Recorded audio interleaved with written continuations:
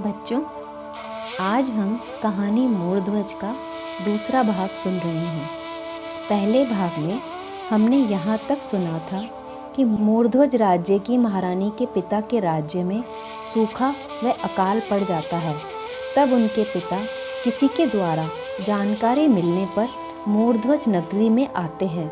जब वे राजा मोरध्वज की नगरी के राजभवन पर पहुँचते हैं तो देखते हैं कि वह राज्य बहुत ही खुशहाल है।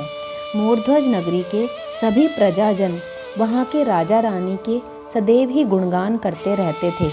तब राजा उस जगह पहुँचते हैं जहाँ पर बाहर से आए हुए राहगीर व ज़रूरतमंद एक पंक्ति बनाकर खड़े हुए थे, क्योंकि मोरध्वज नगरी की महारानी यानी उन राजा की बेटी उन सभी को दान दक्षिणा दे रही थी। राजा भी उसी पंक्ति में खड़े हो जाते हैं। सोचते हैं शायद मुझे भी कुछ मिल जाए तो कुछ दिन तो राज्य के आराम से निकलेंगे। रानी से सभी दान लेकर बहुत सा आशीर्वाद देते हुए राहगीर वापस जाते जा रहे थे। एक एक करते हुए रानी के पिता की भी बारी आती है। वे अपने दोनों हाथ आगे किए हुए खड़े थे दान लेने के लिए। उस समय राजा अपनी बेटी को पहचान नहीं पाते, परंतु महारानी अपने पिता को पहचान जाती है और अपने सिपाहियों से कहती हैं कि इन्हें आप अंदर लेकर जाइए, इन्हें स्नान करवाकर अच्छे वस्त्र पहनाइए और भोजन करवाइए। मैं यहाँ का कार्य पूर्ण करके भीतर आती हूँ। आप इन्हें भीतर विश्राम गृह में विश्राम करवाइए। राजा आश्चर्यचकित हो जाते हैं और घबरा भी जाते हैं। सोचते हैं ऐसा मैंने क्या कर दिया जो ये महारानी अपने सिपाहियों के साथ मुझे महल में भेज रही है। उसके पश्चात राजा को महारानी ने जैसे कहा था वैसे ही भोजनादि के कार्य से निवृत्त होकर विश्राम गृह में ठहराया जाता है। महारानी सभी को दान दक्षिणा देकर जब महल में आती हैं तब वे राजा मोरध्वज के साथ अपने पिता से मिलने पहुंचती हैं। महारानी व महाराज दोनों राजा के चरण स्पर्श करके प्रणाम करते हैं। राजा उन दोनों को पहचान ही नहीं पाते, बस आश्चर्य से देखे ही जा रहे थे। फिर महारानी कहती हैं, पिताजी आपने मुझे नहीं पहचाना, मैं आपकी वही पुत्री हूँ जिसे आपने जंगल में छोड़ दिया था। तब राजा को अपनी पुत्री पहचान में आती है। वह उन्हें देखकर बहुत खुश होते हैं। फिर अचानक से पूछते हैं, बेटी तुम्हारा विवाह तो मैंने एक लंगड़े मोर से कर दिया था, तो यह सुंदर युवक कौन है? फिर राजा की पुत्री उन्हें जंगल की सारी बात बताती है।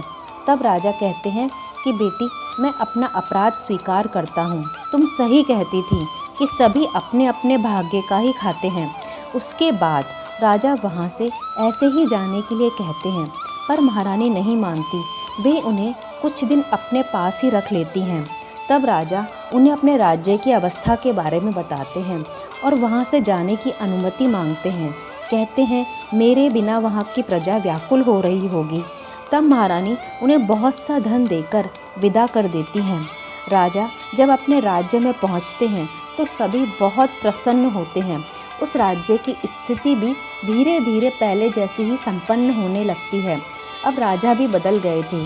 वे भी यही कहने लगे थे कि सभी अपना अपना भाग्य विधाता से लिखवा कर ही लाते हैं। वह राज्य वापस से खुशहाल हो गया था।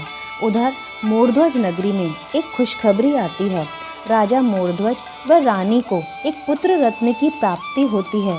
उनके पुत्र का नाम रतन रखा जाता है। मोरध्वज नगरी की प्रजा इस खुशी में नगर में उत्सव मनाती है। ऐसे ही दिन बीतते जाते हैं। राजकुमार लगभग बालक अवस्था में आ जाते हैं। राजकुमार रतन बहुत ही धैर्यवान बुद्धिमान थे और सबसे बड़ी बात संस्कारों की तो खान थे। मोरध्वज नगरी पूरी तरह से धार्मिक नगरी थी। राजा रानी और राजकुमार रतन भी श्री कृष्ण के बहुत बड़े भक्त थे।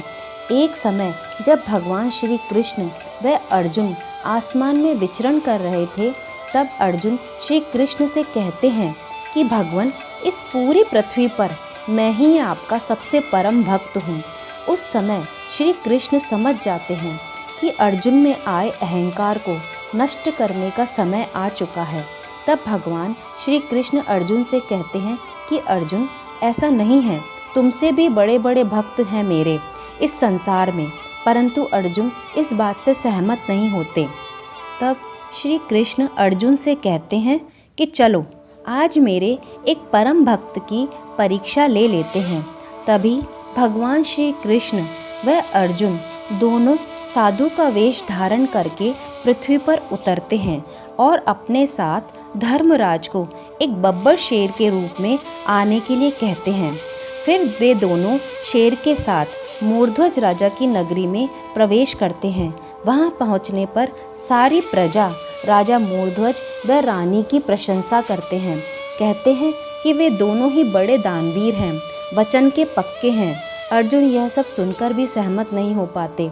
तब वे दोनों धर्मराज रूपी शेर के साथ ही राजमहल पर पहुंचते हैं और महल के दरवाजे पर रुककर आवाज़ लगाते हैं, भिक्षाम देहि, भिक्षाम देहि। उस समय उनकी आवाज़ सुनकर महल के दास दासी उनके पास आते हैं और प्रणाम करके उनसे विनम्र निवेदन करते हैं कि महाराज, हम आपकी क्या सेवा करें, आप क्या लेंगे, धन, वस्त्र या भोजन। तब साधु रूप में श्री कृष्ण क्रोधित हो जाते हैं और कहते हैं कि तुम्हारे राजा रानी में इतनी भी समझ नहीं है कि द्वार पर आए हुए साधुओं का कैसे स्वागत करते हैं। जाओ, उन्हें जाकर कह दो कि हम दास दासियों से कुछ भी ग्रहण नहीं करेंगे। उन दोनों को स्वयं ही हमारी सेवा में उपस्थित होना होगा। तब उनके क्रोध को देखकर दास दासी डर जाते हैं कि कहीं ये हमें श्राप ना दे दें। तब वे जाकर सारी बात राजा और रानी को बताते हैं। बच्चों, आगे की कहानी अंतिम भाग में सुनेंगे।